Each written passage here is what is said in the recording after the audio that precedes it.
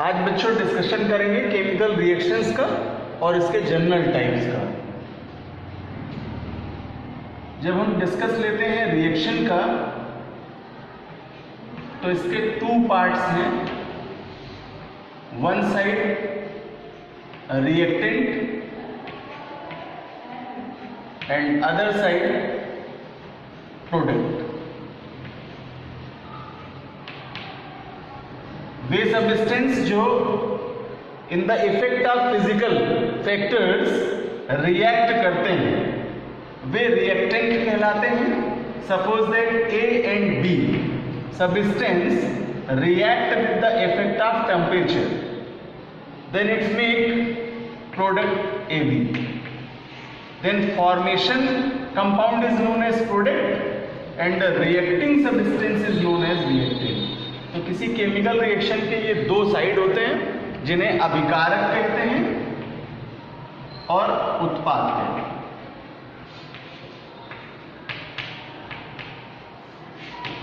और इस मैकेनिज्म से हम इसे डिफाइन कर सकते हैं कि जब रासायनिक अभिकारक पदार्थ भौतिक कारकों जैसे ताप, उत्प्रेरक आदि की उपस्थिति में अभिकृत होते हैं, रिएक्ट करते हैं और रिएक्ट करके नया उत्पाद बनाते हैं, तो इस प्रक्रम को केमिकल रिएक्शन कहते हैं, रासायनिक अभिक्रिया कहते हैं। अब डिस्ट्रीब्यूट करें इनके टाइप्स को, तो पहले बेसिक टाइप जानते हैं और फिर कुछ स्पेसिफिक रिएक्शंस लेते हैं और उनके एग्जाम्पल समझते हैं। So basically chemical reactions are classified in four types. First type is known as synthesis reaction. Second category is called decomposition reaction. Third one is known as single replacement, and fourth reaction is known as double replacement. These are the four basic types.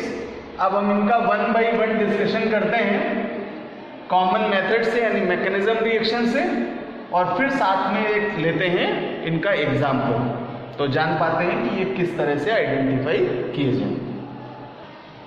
बच्चों जब discussion करेंगे synthesis reaction का तो ये type of reaction belong करता है addition reaction, because two reactant react with one another and make a single product, then this type of reaction is known as synthesis reaction.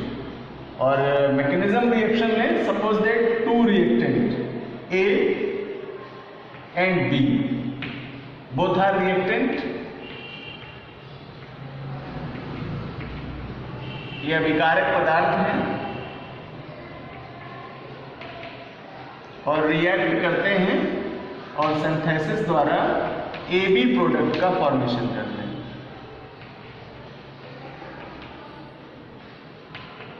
उत्पाद बनाते हैं, तब ये रिएक्शन आपका सिंथेसिस रिएक्शन कहलाता है।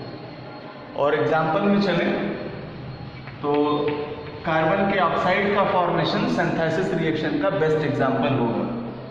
बच्चों एग्जांपल लेते हैं C+ फॉर्मेशन में चल रहे हैं हम लोग, ऑक्साइड फॉर्मेशन में C+O2 gives out CO2। Carbon dioxide का formation, here both are reactant, CNO oxygen and carbon are reactant and carbon dioxide is a product. This reaction is known as synthesis reaction. Next reaction is known as decomposition reaction. बच्चों इस तरह के ये जो reactions हैं इनमें participating reactant means सक्रिय रूप से पार्टिसिपेट करने वाला जो अभिकारक पदार्थ है वह विशेष परिस्थितियों में ब्रेक करता है अपने कंपोनेंट्स में, तब इसे नॉमिनेट करते हैं decomposition. Suppose that A B reactant, ये कोई ए बी रिएक्टेंट है और ये रिएक्ट करके इन द इफेक्ट ऑफ टेम्परेचर अपने कंपोनेंट्स में ब्रेक हो जाता है A+B और ये प्रोडक्ट का फॉर्मेशन करता है। तब इस तरह के रिएक्शंस बच्चों कहलाते हैं डीकंपोजिशन। एग्जाम्पल लेते हैं जिंक कार्बोनेट का। Zinc carbonate formula is ZnCO3, और जब ये टेम्परेचर के इफेक्ट में डिकम्पोज होता है तो इसका ऑक्साइड फॉर्मेशन किया जाता है। सबसे पहले ZnO बनेगा, जिंक ऑक्साइड कहते हैं, और इसे जिंकाइट भी कहते हैं। मेटलर्जी वाला सेक्शन जब आप पढ़ेंगे तो ओर के रूप में से जिंक के या जस्ता धातु के ओर के रूप में इसका डिस्कशन होगा। इसे जिंकाइट भी कहते हैं। और देन CO2 रिलीज करेगा, carbon dioxide. So this type of reaction is known as decomposition reaction. Here ZnO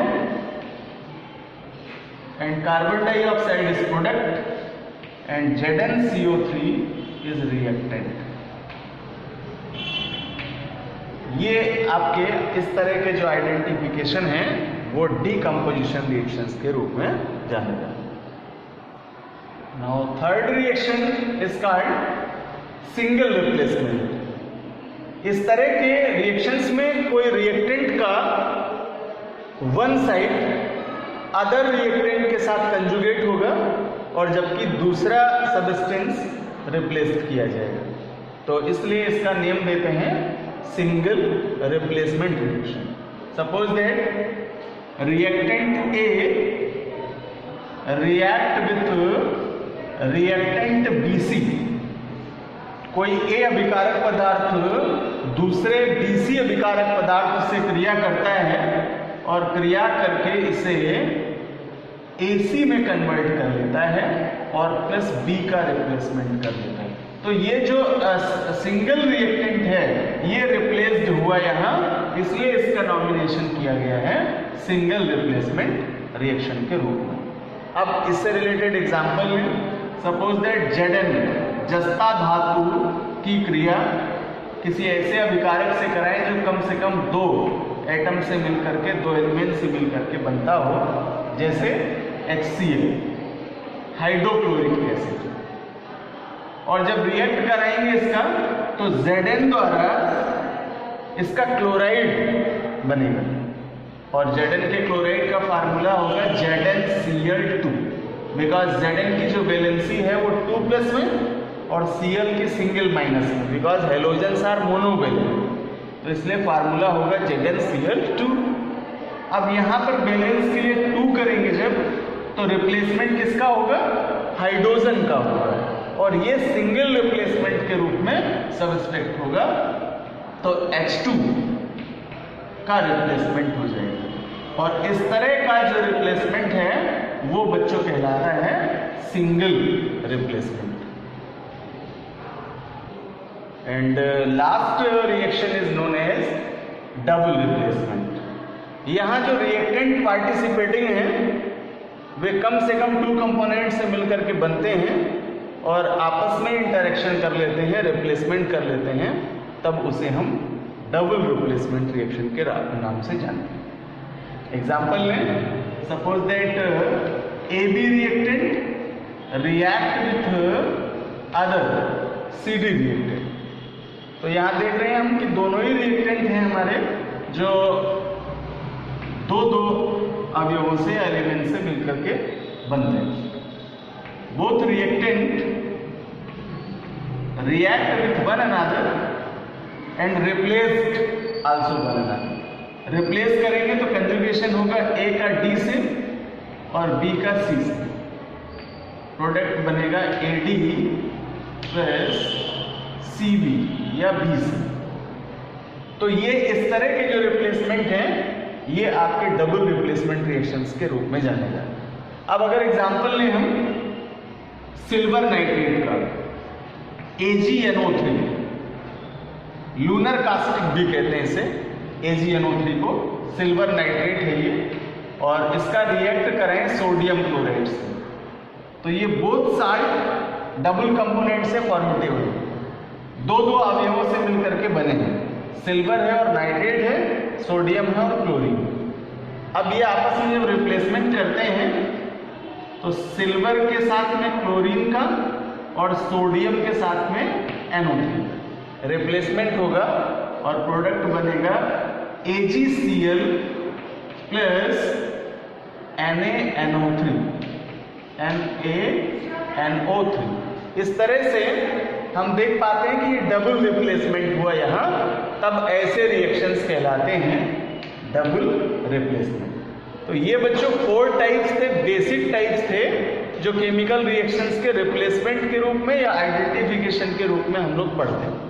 अब इसके बाद लेते हैं कुछ और मैकेनिज्म बेस्ड रिएक्शंस, जिनका मैकेनिज्म समझ करके हम उनका नॉमिनेशन करते हैं और उनकी कैटेगरी बनाते हैं। तो उनमें से कुछ मेन रिएक्शंस हैं जिनका आज मैं आपसे डिस्कशन करूंगा और एग्जाम्पल भी बताऊंगा।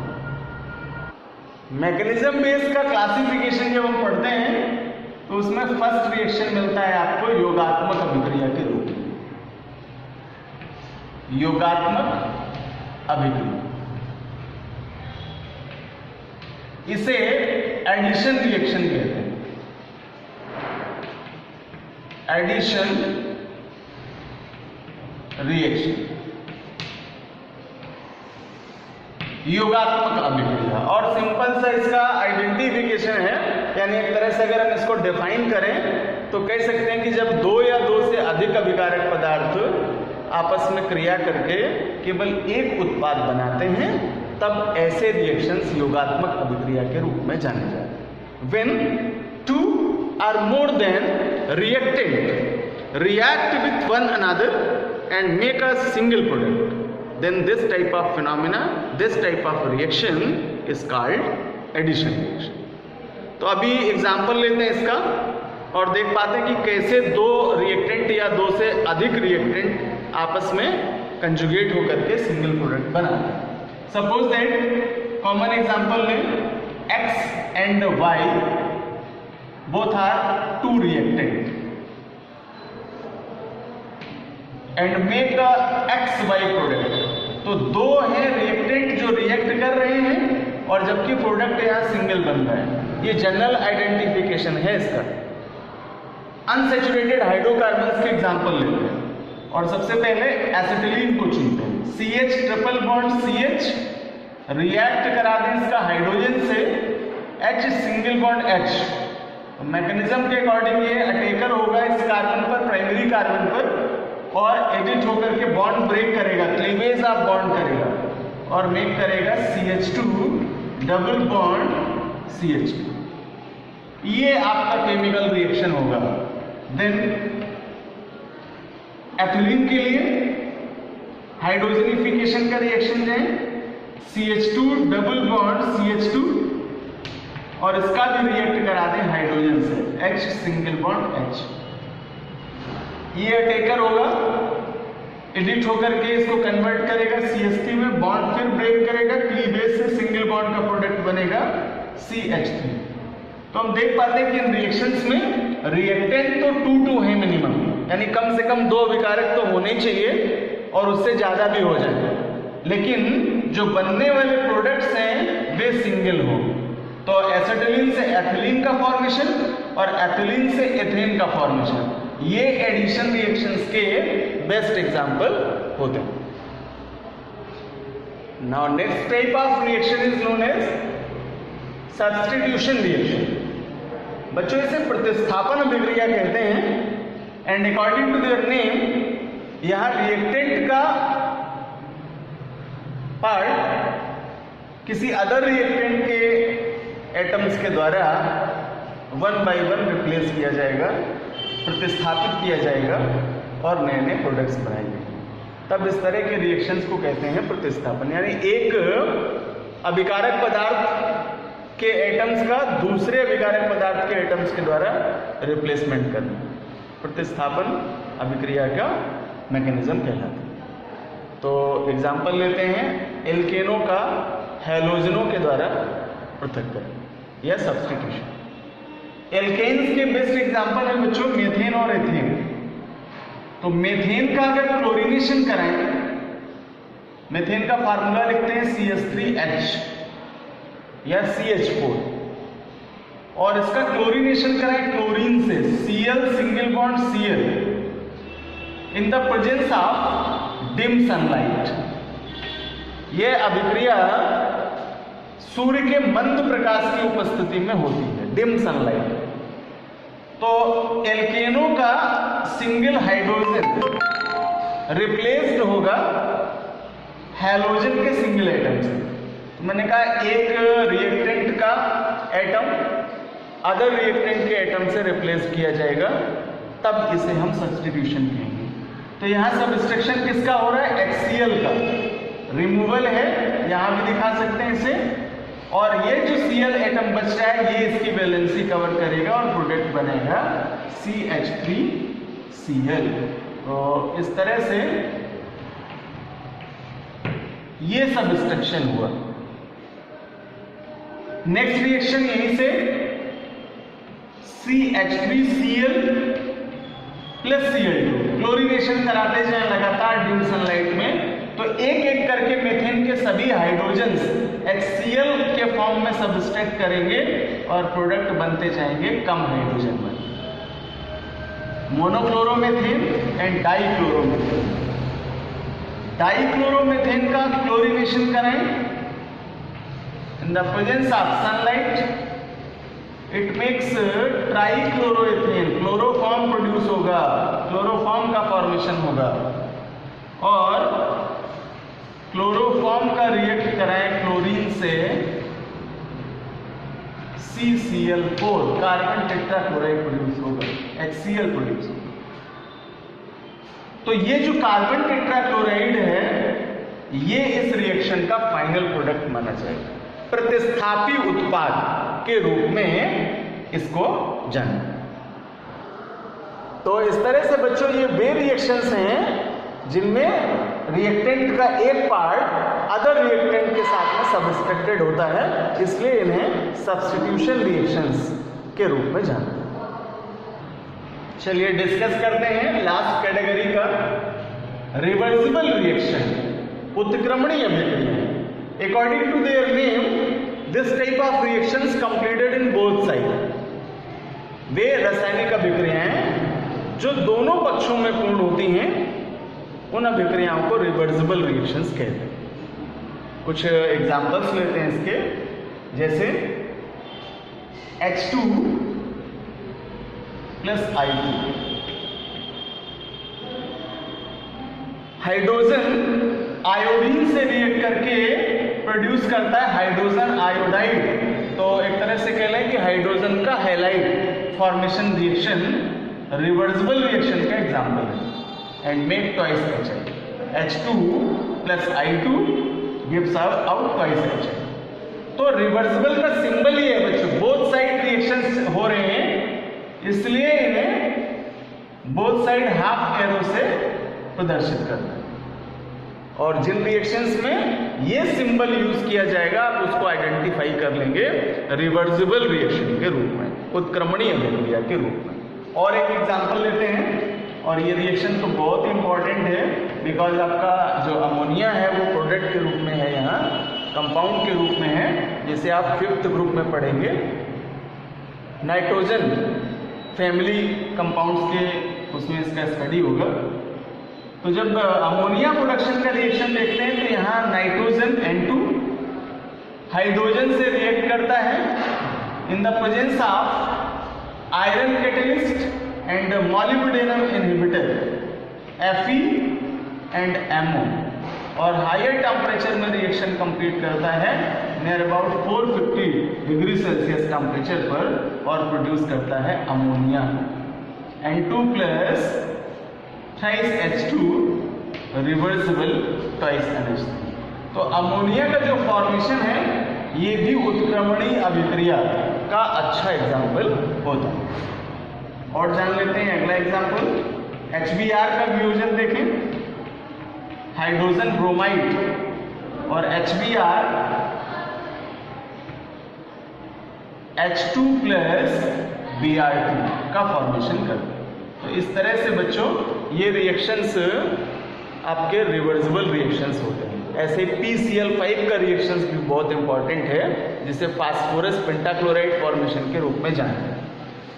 PCl3 फास्फोरस ट्राइक्लोराइड है और क्लोरीन के साथ कंजुगेट होता है Cl2 के साथ, और ये PCl5 का फॉर्मेशन करता है, फास्फोरस पेंटाक्लोराइड का फॉर्मेशन करता है। तो बस सिंपल सा आइडेंटिफिकेशन हो गया यहाँ कि जब ये सिंबल आपको मिलेगा बोथ साइड केमिकल रिएक्शंस में, तब इसे आप रिवर्सिबल रिएक्शन कहेंगे, उत्क्रमणीय अभिक्रिया के रूप में इनको पहचान। तो ये बच्चों आज की क्लास में कुछ मेन रिएक्शंस थे जिनका डिस्कशन किया है, बट ऑल ओवर केमिस्ट्री में जाएं तो कुछ और भी रिएक्शंस के कैटेगरीज हैं जो आपको मिलते हैं, जिनमें स्लो रिएक्शंस हैं, जो कि आपका एक यूनिट मिलेगा आगे केमिकल काइनेटिक्स का, वहाँ इनको जान पाएंगे कि स्लो और फास्ट रिएक्शंस क्या हैं, यानी तीव्र अभिक्रियाएं और मंद अभिक्रियाएं क्या होती हैं, और इसी के साथ में एलिमिनेशन रिएक्शन, विलोपन अभिक्रियाएं कहते हैं, जो आज पढ़ा हम लोगों ने सब्स्टिट्यूशन, इसका ही कुछ मिलता जुलता वर्जन है, लेकिन थोड़ा डिफरेंस है इनके मैकेनिज्म में, इसलिए उनको एलिमिनेशन रिएक्शंस के रूप में जानते हैं।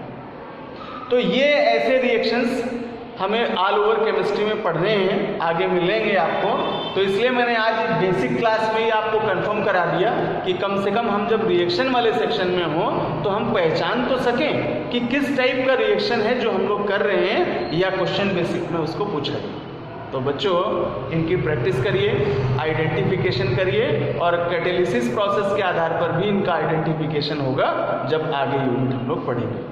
तो इनको, इन रिएक्शंस को सीख लीजिए, कंप्लीट करिए और पहचानिए, आइडेंटिफिकेशन सीखिए, और इन्हें रिटन वर्क के रूप में ज़रूर करके देखिए, ताकि आपकी प्रैक्टिस भी होती रहे। और कई बार रिएक्शन जब आप लिख लेते हैं तो उनको ज़्यादा आपका फिर आपको मेहनत नहीं करनी होती है, वो रिएक्शन क्लियर हो जाते हैं जब आप उनकी बार बार प्रैक्टिस कर लेते हैं। और मैंने जैसे पहले ही कहा था आपसे कि रिएक्शंस की प्रैक्टिस वही अच्छे कर सकते हैं स्टूडेंट्स जिनको फार्मूले कंप्लीट हो गए। तो अभी मैं एक क्लास आपकी फार्मूलों की भी रखूँगा, जिनमें लगभग इस लेवल के जो भी इम्पोर्टेंट फार्मूले हैं वो आपको एक दिन क्लास में करा दूँगा, उनको लर्न कर लीजिए, ताकि ये रिएक्शंस फिर ईजी हो जाएँ और आप इनको समझ पाएँ।